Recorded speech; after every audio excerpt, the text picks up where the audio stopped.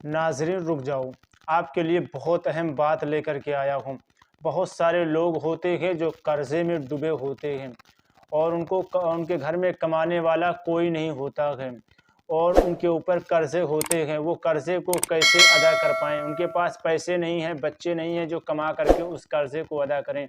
लेकिन आज मैं आपके सामने एक वीडियो लेकर के आया हूँ, आप उसे सुन लो, इंशाअल्लाह कर्ज़ा पूरा अदा हो जाएगा। हाँ मेरे भाई, बहुत सारे लोग पहले के दौर में भी थे जिनके पास कमाने वाला कोई नहीं था, पैसे नहीं थे, लेकिन कर्ज़े उनके अदा हो गए। कैसे? आप इस वीडियो को देखेंगे तब आपको पता चलेगा कि कर्ज़ा कैसे अदा होगा।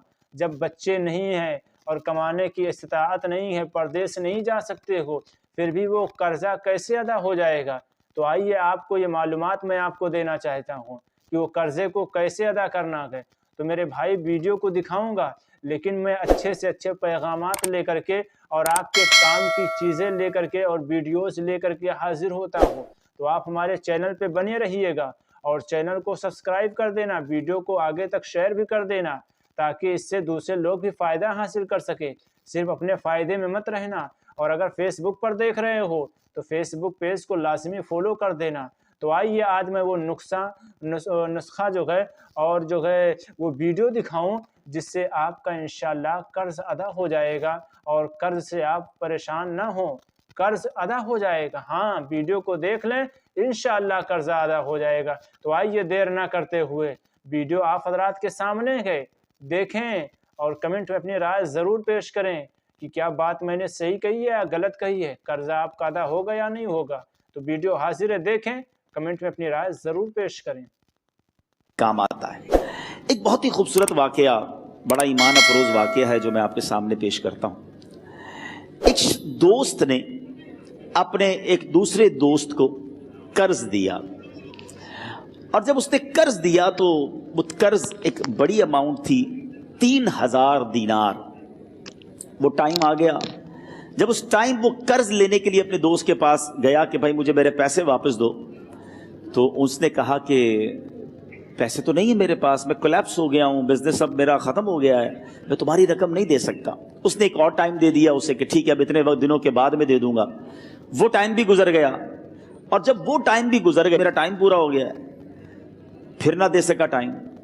आखिरकार मामला जो है वो कोर्ट में चला गया, काजी के पास चला गया।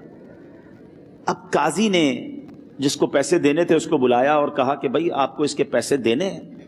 कहता है हाँ पैसे तो देने हैं। तो कहा फिर देते क्यों नहीं हो?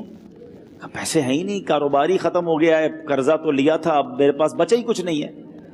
तो कहा अच्छा अब ये बताओ कि कब दोगे, कैसे दोगे? उसने कहा बस मेरे पास पैसे ही नहीं है। तो कहा अब तुम्हारे पास 30 दिन का टाइम है, 30 डेज में या तो इसके पैसे लौटा दो या 30 दिन के बाद तुम्हें कैद कर दिया जाएगा।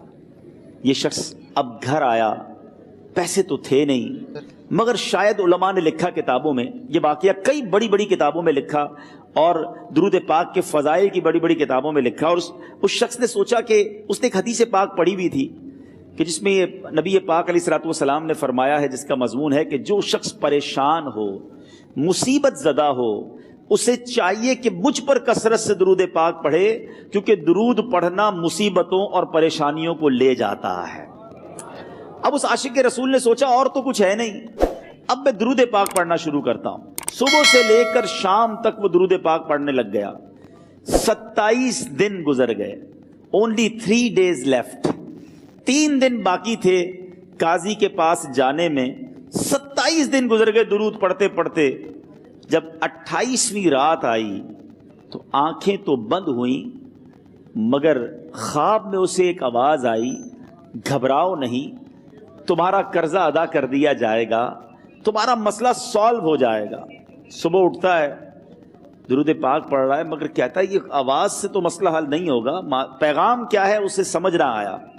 28वां दिन गुजर गया, 29वीं रात आ गई, मगर अब आंखें बंद हुई और किस्मत जाग उठी। नबी पाक साहिब लौलाक सल्लल्लाहु ताला अलैहि वसल्लम ख्वाब में तशरीफ लाए और प्यारे आका सल्लल्लाहु ताला अलैहि वसल्लम ने फरमाया घबराओ नहीं, अली बिन ईसा वजीर के पास जाओ, وہ تمہارا قرضہ ادا کر دے گا۔ انشاءاللہ۔ اب یہ عاشق رسول صبح اٹھا تو ویری فریش، حشاش بشاش کہ اب تو کام ہو گیا، نبی پاک نے خواب میں آ کر بشارت دی ہے۔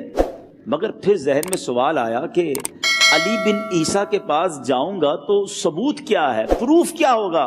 میں جا کر اس کو کہوں گا کہ میرا قرضہ دے دو تو ایسے تو قرضہ نہیں دے دینا، اور میں نے اس کو کہا کہ مجھے نبی پاک نے خواب میں کہا ہے، اور اس نے اگر مجھ سے کوئی نشانی مانگی تو میں نشانی کیا دوں گا؟ آخری دن تھا، 29واں دن تھا، وہ بھی درود پڑھتے پڑھتے گزر گیا۔ 30th نائٹ آ گئی، صبح وہ دن ہے جب عدالت میں جانا ہے۔ اب اس رات پھر نبی پاک علیہ الصلوۃ والسلام خواب میں تشریف لائے، اور آقا علیہ الصلوۃ والسلام نے فرمایا کہ علی بن عیسیٰ وزیر کے پاس جاؤ، وہ تمہارا قرض ادا کر دے گا۔ کہ حضور چلا تو جاؤں گا، لیکن اگر وزیر نے مجھ سے کوئی نشانی طلب کی تو میں کیا جواب دوں گا؟ پیارے آقا علیہ الصلوۃ والسلام نے کمال کا ارشاد فرمایا کہ علی بن عیسیٰ سے کہنا کہ تم روزانہ فجر کی نماز کے بعد 5000 بار درود پاک پڑھتے ہو، یہ راز فقط تم جانتے ہو اور تمہارا رب جانتا ہے۔ اب یہ جب صبح اٹھا تو ایک نشانی بھی مل چکی تھی۔ عدالت میں جانے سے پہلے وزیر کے دربار میں پہنچ گیا، اسے یہ ڈر تھا کہ آج پیسے نہ لوٹائے تو سزا ہو سکتی ہے۔ جب وزیر کے دربار میں پہنچا تو وزیر اپنے مشیروں کے ساتھ بیٹھا تھا۔ کہا مجھے آپ سے بات کرنی ہے۔ کہا بتاؤ کیا بات کرنی ہے؟ کہا میں ایک پیغام لایا ہوں آپ کے لیے۔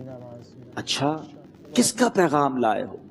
کہا میں نبی پاک جناب محمد مصطفیٰ صلی اللہ تعالی علیہ وسلم کا پیغام لایا ہوں۔ وہ عاشق رسول وزیر تھا، کہتا بتاؤ میرے آقا نے کیا پیغام دیا ہے؟ کہا حضور میں 3000 دینار کا مقروض ہوں، آج آخری دن ہے، اور میرے آقا نے مجھے بشارت دی ہے کہ آپ سے کہوں کہ آپ میرا قرض ادا کر دیجئے۔ علی بن عیسیٰ کہتا ہے کوئی ثبوت ہے آپ کے پاس؟ ہے کوئی دلیل بھی ہے آپ کے پاس؟ میں کیسے مان لوں کہ آپ کو نبی پاک علیہ الصلوۃ والسلام نے بھیجا ہے؟ عاشق رسول کہتا ہے خالی ہاتھ نہیں آیا، میرے آقا نے مجھے دلیل بھی عطا فرمائی ہے، مجھے ایک ایویڈنس بھی دیا ہے، اور پروف یہ ہے حضور کہ آپ روزانہ صبح فجر کی نماز کے بعد نبی پاک صلی اللہ تعالی علیہ وسلم کی بارگاہ میں درود و سلام کا نذرانہ پیش کرتے ہیں۔ جب تک 5000 کا عدد پورا نہیں ہوتا آپ اس وقت تک کسی اور سے بات نہیں کرتے، اور اے وزیر صاحب یہ راز صرف آپ کو پتا ہے اور آپ کا رب جانتا ہے۔ اللہ اکبر۔ وہ وزیر تو جس کو کہے نا جھوم اٹھا، ایسا عاشق رسول وزیر تھا جو روزانہ صبح 5000 درود پڑھتا ہو، اس کی تو عید ہو گئی نا۔ وہ کہتا ہے مرحبا یا رسول اللہ، میرے آقا نے میرے درود قبول کر لیے، اس سے بڑھ کر میرے لیے سعادت کیا ہوگی؟ اب یہ وزیر اپنی سیٹ سے اٹھتا ہے، اپنے کمرے میں جاتا ہے، تھوڑی دیر بعد واپس آ کر اس عاشق رسول کے ہاتھ میں 3000 دینار رکھ کر کہتا ہے حضور پہلے 3000 دینار تو نبی پاک کا حکم کی میں ادب سے بجا لاتا ہوں، میرے آقا نے جو حکم فرمایا یہ 3000 دینار آپ کو پیش کرتا ہوں، حضور ایک اور 3000 دینار لیجئے۔ میرے گھر آپ آئے، اتنی اچھی خبر سنائی، آپ نے قدم رنجا فرمایا، یہ 3000 اس کا نذرانہ ہے، اور ایسا کیجئے 3000 اور لیجئے، اس سے اپنے بچوں کے لیے کچھ چھوٹا موٹا کام شروع کیجئے، اور ایک وعدہ کر کے جائیے آج کے بعد زندگی میں آپ کو جب بھی کوئی کام پڑے میں آپ کا بھائی ہوں، مجھے یہ خدمت کا موقع دیجئے گا۔ اللہ اکبر۔ وہ مقروض جو ایک رات پہلے 3000 دینار کا مقروض تھا، ہو سکتا ہے اس کے بیک آف مائنڈ یہ بھی چل رہا ہو کہ اب شاید کل میں نے جیل میں جا کر عدالت میں جا کر گرفتاری دے کر جیل میں جانا ہے، مگر اب 9000 دینار ہاتھ میں ہیں۔ عاشق رسول جھومتا ہوا نبی پاک کی یاد میں گھومتا ہوا اب عدالت میں پہنچا۔ عدالت میں everybody expecting over there کہ آج اس نے آنا ہے اور آ کر کہنا یہی ہے کہ پیسے تو نہیں ہیں، گرفتار کر لو، مگر جا کر اس عاشق رسول نے 3000 دینار جج صاحب کے ہاتھ میں رکھ دیے۔ قاضی کہتا ہے پہلے تو یہ بتاؤ پیسے آئے کدھر سے؟ تم تو کہتے تھے غریب ہوں، تم تو کہتے تھے کاروبار نہیں ہے، ایک مہینے میں اتنی بڑی رقم کا انتظام کیسے ہو گیا؟ سبحان اللہ۔ اس عاشق رسول نے گویا زبان حال سے یہ کہا ہوگا کہ یہ تو کرم ہے ان کا، ورنہ مجھ میں تو ایسی بات نہیں، اتنا دیا سرکار نے مجھ کو، اتنی میری اوقات نہیں۔ اس نے وہ پورا واقعہ بھری عدالت میں سنا دیا۔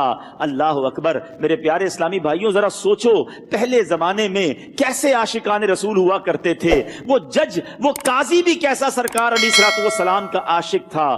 اپنی سیٹ سے اٹھتا ہے، بھرے دربار میں، بھری عدالت میں، وہ اپنے چیمبر میں، اپنے کمرے میں جاتا ہے، اور تھوڑی دیر بعد واپس آ کر اس کے ہاتھ میں بھی 3000 دینار ہیں، اور وہ 3000 دینار جو ہے وہ اس عاشق رسول کے ہاتھ میں رکھتا ہے کہ سارا ثواب علی بن عیسیٰ کیسے لے جائے، میں بھی تو نبی پاک کا غلام ہوں، میں تمہارا قرضہ میں ادا کرتا ہوں.